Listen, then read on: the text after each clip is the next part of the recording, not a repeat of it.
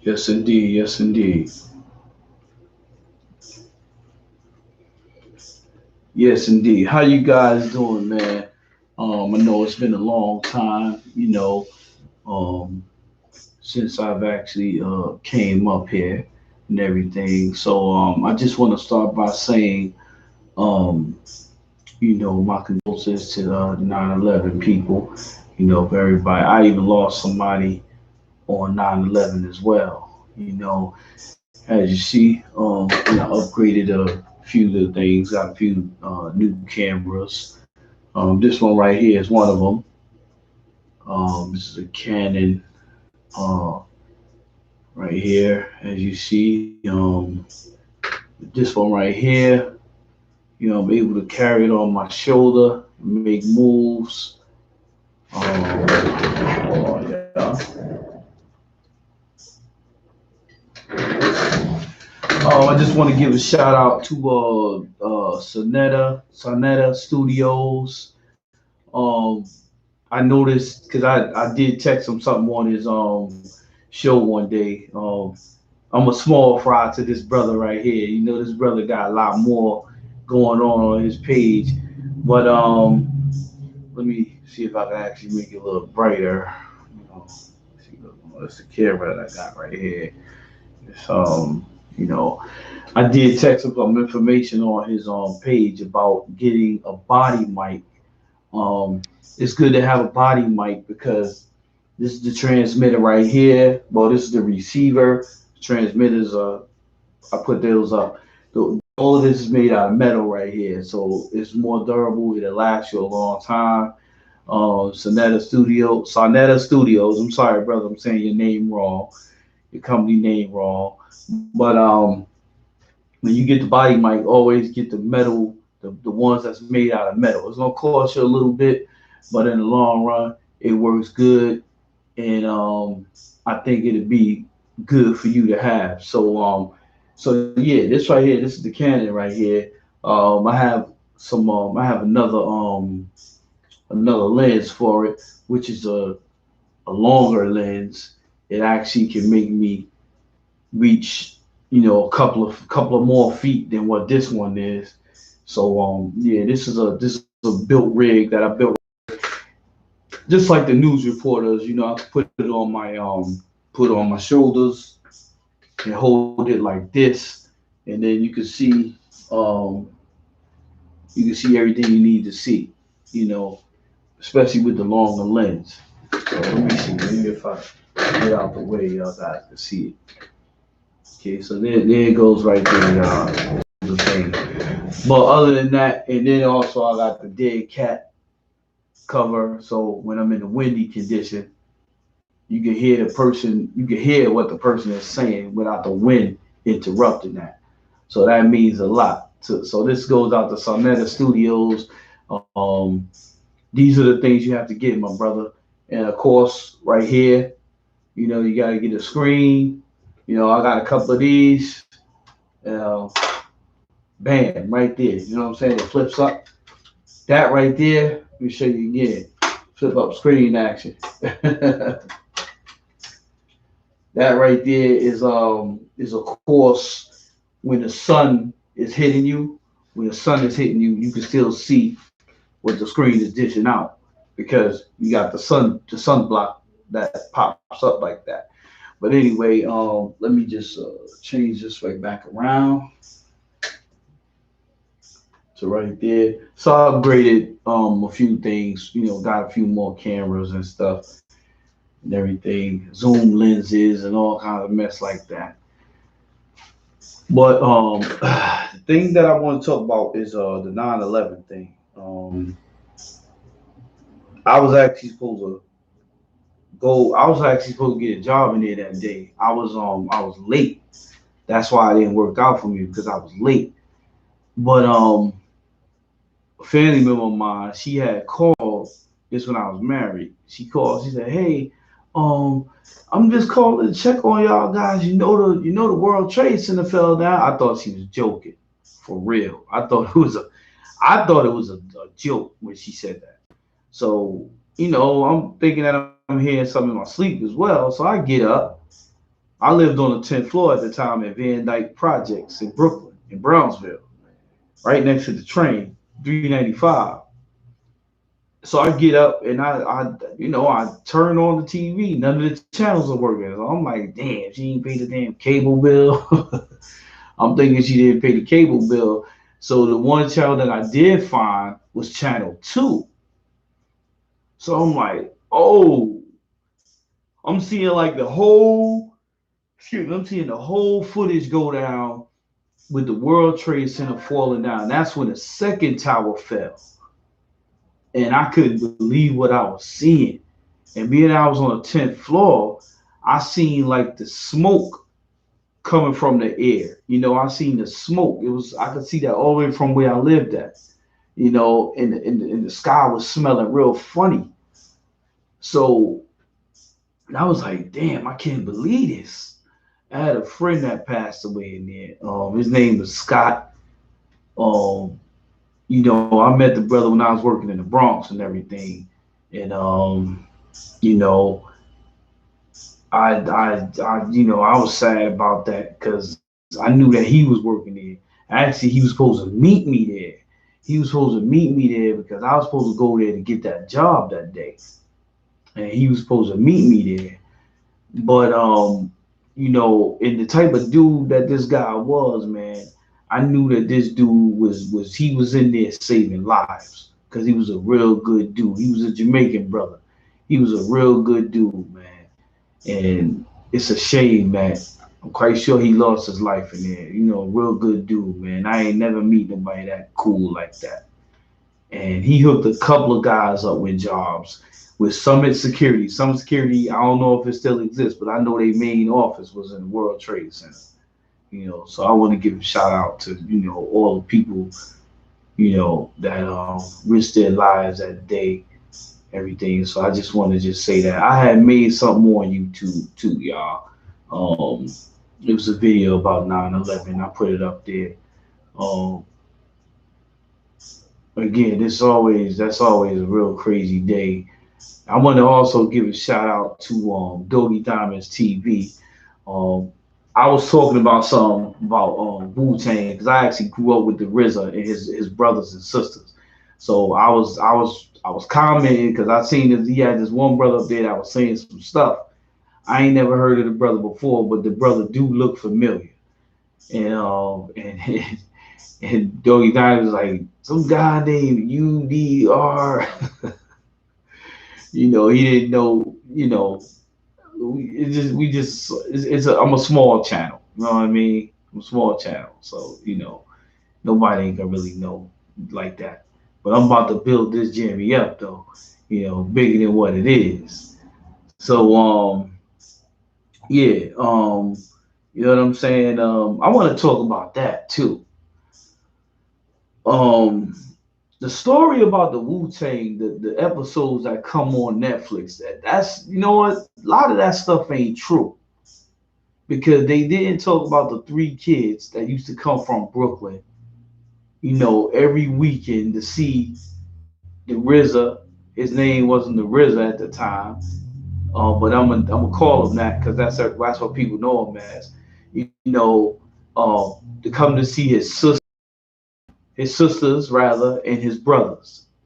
My father, God bless the dead, he was a friend of the RZA's father, okay, or stepfather. His name was Jimmy. Okay. I don't think that show, I never even seen it, but I don't think it even tells the story about Jimmy and Linda Lou. Linda Lou was the RZA's mom. Okay. And they lived in Marcus Garvey projects. Okay. And for the brother that said that they was from Staten Island, they what let me tell you something. The RZA and Old Dirty wasn't from Staten Island, brother. They're from Brooklyn. They're from Brownsville. My mother was best friends with Linda, God bless her dead, for many years. When Linda passed away, my mother was called, and that's how we knew that Linda had passed away. Linda was a real good person. Linda had Jimmy provided a life to try to situate his family. which was Linda Lou and the RZA and his brothers and his sister. He is one of his sisters who just so happened to have a baby by Ghostface. Okay, and he did a lot. My pops and Jimmy was slinging dice, was slinging drugs, and was doing dog fighting. You know what I'm saying? They was doing dog fighting out there. Well, not my father, but Jimmy used to fight pit bulls. I could talk about it now because it's in the past. You know what I mean? And he got pit bulls and he did that because he had a female that he was mating, having puppies, and he was selling the puppies, and they was living in Staten Island. Jimmy moved him from Brownsville, Marcus Garvey, to Staten Island. So they wasn't originally from Staten Island to that brother. I forgot his name. He was on Doggy Diamonds. He said that the resident was from Staten Island. No, they wasn't from Staten Island. They moved to Staten Island. Then later on, they moved to Ohio. You know what I'm saying? That was Jimmy's doing right there. The Wu-Tang Mansion was built for Linda Lou. That was Linda Lou house. When Linda Lou died, I believe that the RZA then sold the house, but everything was done for his mom. Yeah, Jimmy got treated. Jimmy did talk to my pops, and he did say that he wasn't being treated right. But to be honest with you, Jimmy was the one who got them the equipment and everything. Even though the RZA did live he lived a tough life. So everything that he got, he deserved. That man used to go to the Verrazano Bridge and do newspapers. I remember when Lyndon used to talk about it. He used to when we came out there on Saturdays, we used to ask about him. The RZA was never really around, and when he was around, he was in his room all the time making beats. So that Wu-Tang episode, that's not true. A lot of that stuff ain't true. I don't know who wrote that, but y'all left out the three little kids that used to come to Staten Island, okay, to spend time with them, because we knew them when they was in Brownsville, when they was in Marcus Garvey. And yes, the old dirty bastard was really crazy. God bless him dead. He was really that way. Linda Lou was taking care of him. He was really like that. That wasn't no act. He didn't do that just for TV or just for the movies. He was really crazy like that. I remember when Linda Lou used to have to put him out the house. He used to bang on the door real hard, talking about "let me in" when they was in Marcus Garvey. He really was crazy like that, for real. He really was. I remember as I was a little kid, and I was scared of him because he was a crazy dude, man. You know, but I'm gonna just say this for that brother that got on here. It was talking about the Wu-Tang and all that. I don't knock the brother. I'm quite sure he had some experiences, but I was there before it all started. Before he became the RZA, me and my sisters, my mom, my pop, we was there. Because my father was a hustler. Okay, God bless his dead. My pops was a hustler. He used to hustle with Jimmy. Jimmy was his trigger man, just in case when he winning his dice money, somebody tried to rob him. Because somebody did try to rob him one time, and he got stabbed up in his stomach real bad. And to the day he died, he still had that scar from when he got stabbed up. Because he used to have trick dice. And he tricked everybody out of all of their money.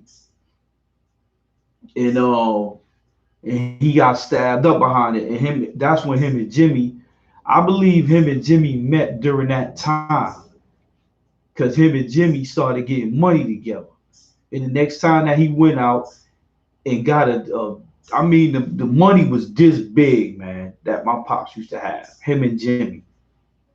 Jimmy was smart about with his money. Not to say nothing bad about my pop. Jimmy, he invested his money. He invested his money into the RZA because the RZA was into rapping.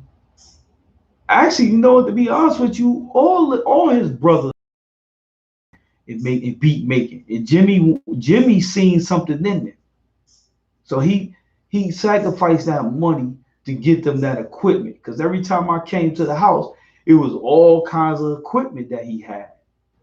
He had all kind beat making machines. He had big radios. He had speakers. He had like mad stuff in there. I remember that. And at half the time he wasn't never even home. Who would have thought that this dude would be a billionaire right now? Who would have thought that? I'm proud of that brother. I tried to shout him out, but sometimes people don't remember. They don't remember stuff from a long time ago. They don't be remembering it. But I'm just gonna say this. For that brother that was talking about the RZA and all that, and he was saying stuff. If you was really there, brother, when they first started out, you would have remembered me and my sisters. You really would have remembered my father, Bernard. That was my father's name, Bernard. That's what they called him. Jimmy called my father B. You would have remembered him. Would have remembered my mother. My mother's still living, so I don't want to say her name. But her and Linda, the RZA mom, was best friends. They was best friends, man. You know. Shout out to Boog, that's still in Staten Island. He doing his music. Yo, that brother, y'all need to listen to that brother, man. Cause that brother right there is heavy with the music, man. His music speaks knowledge. His music is like his music is off the chain, man. So I just want to tell y'all something. Also, if y'all want to see the down, dirty, all kinds of cursing every day, I'm not promoting that. But if y'all want to see that, go to my new page called Strong and United Productions. Go to that, y'all guys, to see what you need to see. Um, we got all kinds of things happening on that page, y'all. We gonna make it, man. We getting up there. I'm not really putting that much emphasis in it. I could do that to make the channel bigger and larger than life, but I'm not really doing that right now. I guess YouTube is keeping it low from me. But yeah, thanks a lot, y'all. Thanks a lot. Shout out to Snapback too, man. Snapback, I'm going to see that brother today. Snapback. Sometimes that brother be reckless, man.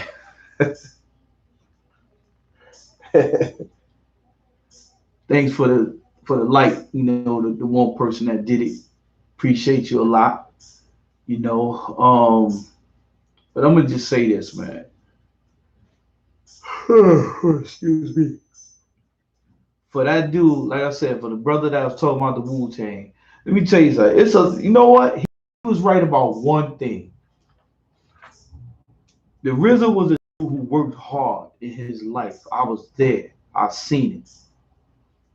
They wasn't really struggling like that because Jimmy was a hustler and he made sure his fans was fed. Jimmy was always out there hustling. I don't even think Jimmy know that my father passed away.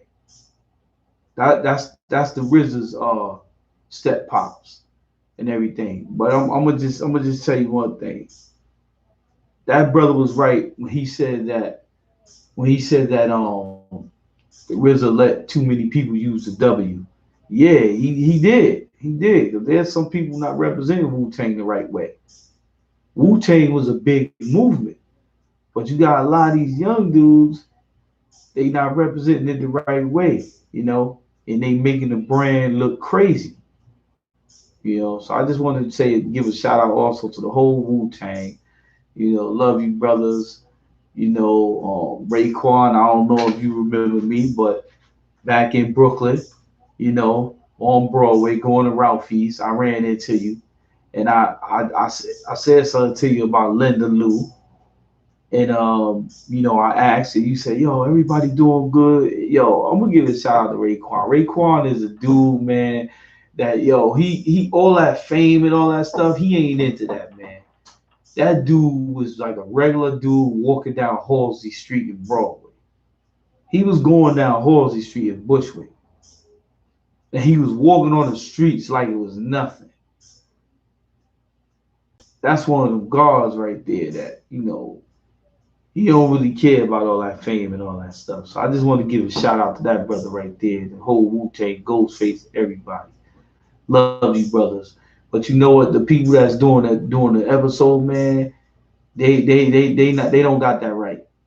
They don't got that right. I don't know if anybody else see what I see, but they don't have that right. And I'm gonna say that for a lot of years. They don't have the Wu Tang story right because they left out a lot of things in Wu Tang. They didn't. I'm quite sure they didn't show the part where Jimmy got them the house in Staten Island. I don't know if they bought the house. Actually, you know what? They did buy that house, if I'm not mistaken. I believe Jimmy did buy that house because I remember when he told my pops, and we used to always ride out there to see them. My father bought a new car just so he could ride to Staten Island every other week to see Jimmy and Linda Lou, and that's the RZA's parents and his sisters and brothers, because we was close to them. So I'm gonna say it once more again. That Wu Tang episode, that's not right. That's not right. And I never watched it because when I seen the piece of it, that let me know it wasn't right. There's people that knew the RZA and his brothers and sisters and his parents before he became famous. I'm one of those people. I was a little kid. I think I was about 8 or 9. So yeah, I just want to say that. And you know what? Um it's good to be back on the air, y'all. But y'all guys gonna see a lot of things on Strong and United Productions. Like I said, this is one of my new cameras right here. That's gonna be doing most of the filming. This is also a 4K camera, so um,